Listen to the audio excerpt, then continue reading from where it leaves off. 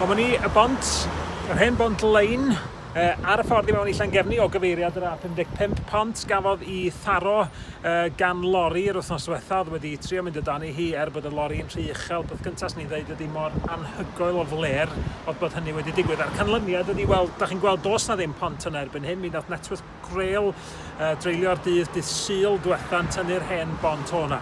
Rwan, dwi'n sicr yn mynd I fod yn cefnogi y cyngor rwan a Networth Grail wrth edrych ar y posibiliadau ar gyfer rhoi pont newydd yna.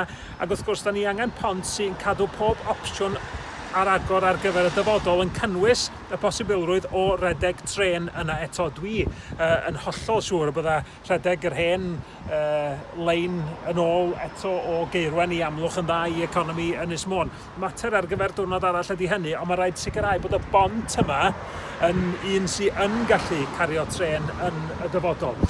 Mi ydw I hefyd eisiau cael cyfle I ofyn cwestiynau I Lywodraeth Cymru. Mi ydw I wedi rhoi cwestiwn I lawr I ofyn i'r Prif Weinidog at yr wythnos nesaf. Dwi'm yn gwybod os dwi wedi cael y fy newis I ofyn y cwestiwn yna eto, ond yn sicr mae'n ei popeth allai I helpu rwan efo'r gwaith o chwilio am arian mwyn trwsio'r bont yma. Hefyd o bosib chwilio am bosibiliadau eraill, lledu'r ffordd o bosib wrth wneud y gwaith hwnnw.